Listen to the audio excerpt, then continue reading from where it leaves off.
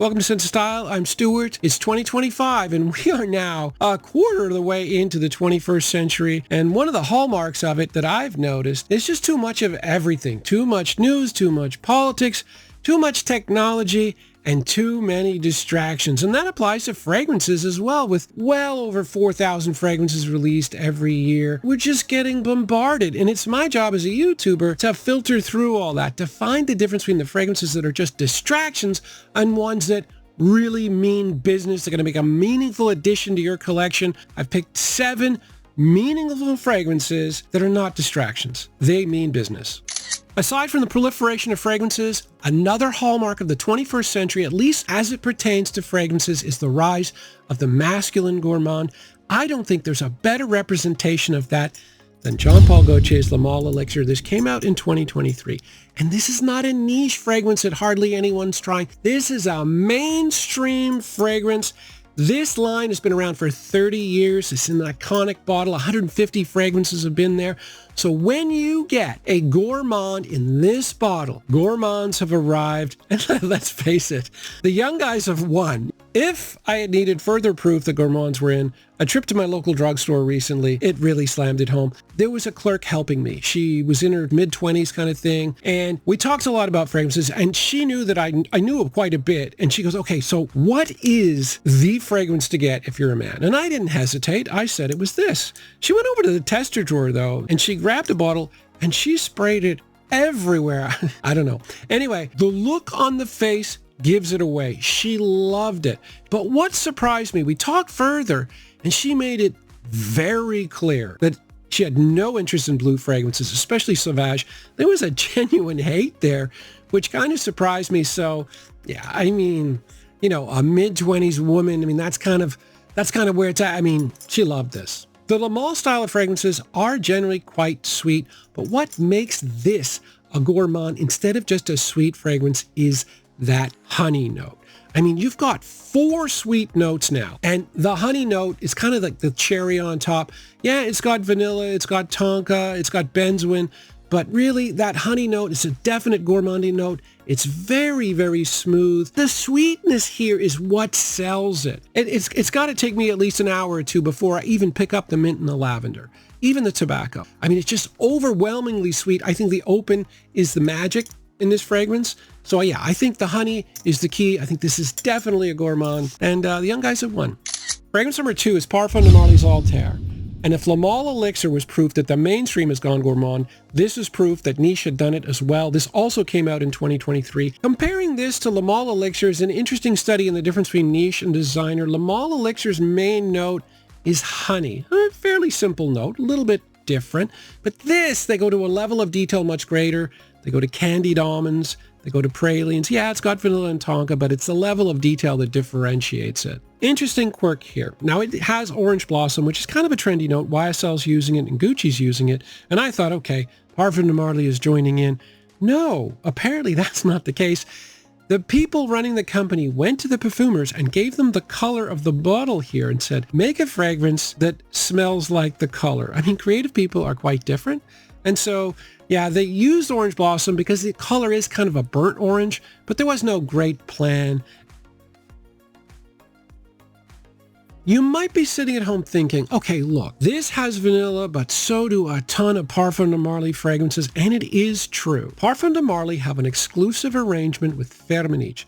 It's a fragrance ingredient design company. They have exclusive rights to Madagascar Bourbon Vanilla, which is the most expensive, highest-end vanilla note. So yeah, Parfums de Marly, very familiar with vanilla. But I think the difference is the sheer amount of sweetness here. So Leighton has got the vanilla, but Leighton also has apple, like a lot of fruitiness. It's got 3 florals in the mid and a lot of cardamom. This has other stuff too, but this has 5 sweet notes. If you want to throw on Broxton, that's 5 sweet notes plus the level of detail. This is a real gourmand. Leighton isn't. You might disagree, but that is the way I see it. Fragrance number 3, we're making a massive U-turn here. This is Bleu de Chanel Eau de Toilette. How big a U-turn? Well, we've been talking about gourmands. The perfumer of this, Jacques Polch, had a ban on any men's fragrance with sugary vanilla or sugary tonka for the length of time that he was the master perfumer at Chanel. Yeah, sure, he had a L'Oreal Homme Sport Eau Extreme that had tonka, but that was mostly coumarin. The powdery element, that was certainly not a sugary tonka note. And so, yeah, we're going very different. Now, this came out in 2010, and at the time, Chanel had a policy of releasing a new men's fragrance line every decade. Boy, has that changed. So in 2008, they created something called Project Bleu, and that was to create a fragrance that appealed to men of all ages, very different than we've got today. From 8 to 80, and they did it. But when you've got the resources like Chanel, you can do stuff like that. So the labdanum note here and the vetiver note were created from scratch just for this fragrance.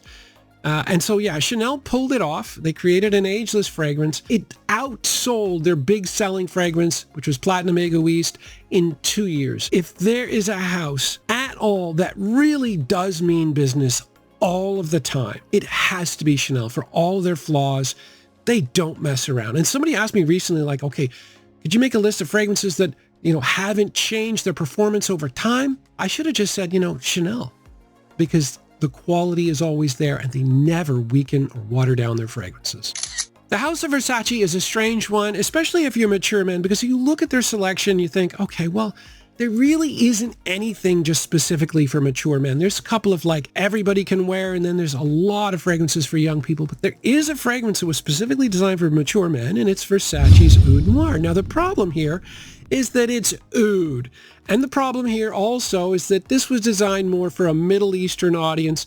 You can tell by the color, the use of gold. They like that in the Middle East. And of course, oud is a very popular note there. But still, this is definitely an evening scent, a cool weather scent that appeals to mature men. And I got to admit, the oud here is as accessible as you are going to get. It's still oud, but yeah, it's definitely, they surrounded it with a lot of fresh notes. You've got olibanum, which is fresh resins. You've got fresh spices. You've got saffron. You've got a lot of citrus notes. And so it is accessible. It's still oud. But yeah, I think if people could get over that fact, especially the older men, and try it, they would realize that this definitely leans mature. Because of the oud element, this really doesn't sell as well as it could in the West. But another weird quirk about this fragrance is, if you look at the Versace Parfums line, they were all done by Alberto Morillas. But apparently in 2013-14, there was this belief among some fragrance houses that the major perfumers were overshadowing the brands themselves, so they weren't going to release the perfumer of this fragrance. But everything that I've read points to this being an Alberto Morillas fragrance. And I think if more people knew that, at least people that were into perfumery, they know Morillas is a big deal, this one would have been more popular. Fragrance number 5 is Musc Ravageur's Frederic Malle, and this fragrance means business in a very different way. In the late 90s, Maurice Roussel, the perfumer here, took this to a house in Japan called Shiseido. He was marketing it as a female fragrance, and Shiseido smelled it and no, it's way too sensual, it's way too carnal for their brand. And at that point, Roussel realized, okay, we're going to try niche, went to Frederic Malle, and he marketed as a unisex fragrance, and it worked. Now, the interesting thing is, this is now a fragrance that appeals to men more than women because of the notes, and I'll get into that in a second. But at the time, it was a difficult sell because fresh and ozonic fragrances were, being worn by men everywhere. So this is a lot of vanilla, so it was difficult. And this fragrance kind of would have died if not for, and I've never talked about this guy on the channel, his name is Luca Turin. And Luca Turin has written a number of books on perfumery, probably the preeminent writer for fragrances. And he gave this, and very rare, he gave this a 5-star rating and said it was a Baroque masterpiece, and that saved this fragrance. But if you look at the notes, yeah, they got the vanilla, but you've also got cloves, you've got animal notes, you've got musk, you've got gaiac wood, a lot of dirty notes. It's a musky fragrance. And so, yeah, to this day and age, more men wear this than women. It's got phenomenal performance. This fragrance really does mean business, but it is more, well, seductive is one word. There are other words too. Fragrance number 6 is La Nuit de l'Homme Bleu Electrique from YSL. But really, even if you don't have Bleu Electrique, and I know a lot of people don't because it's been discontinued, if you have the original YSL La Nuit de l'Homme, that's really, it's that DNA, that combination of cardamom, and that's especially important. Cardamom, lavender, and cedar. It's that combo that really makes this DNA like mean business.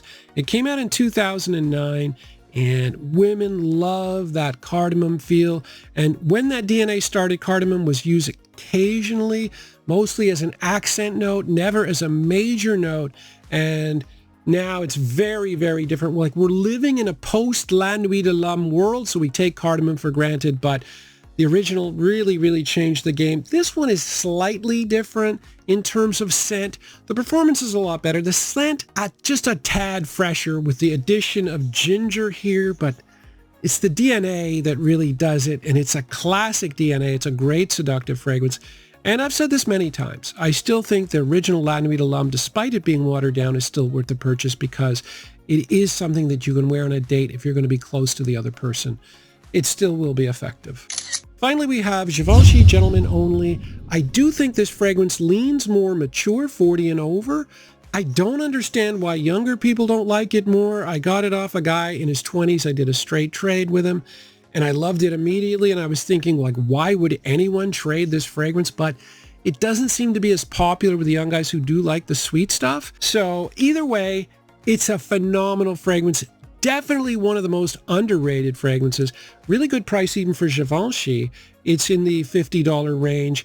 And in terms of performance, my bottle is relatively new. I checked the batch code. Still really good performance. It performs fine for me. It's about 5 or 6 hours.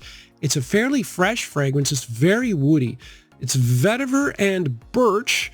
You're also going to get pink pepper, mandarin, and incense. Lovely fragrance, good price.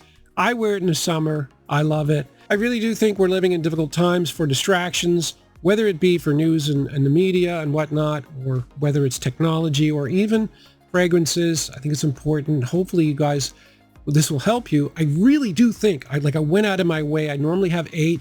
I could only find 7 that I haven't used recently that I thought would really fit the category. So yeah, hopefully I completely think all these fragrances are definitely worth the purchase. They're not going to be a distraction. Thanks for watching.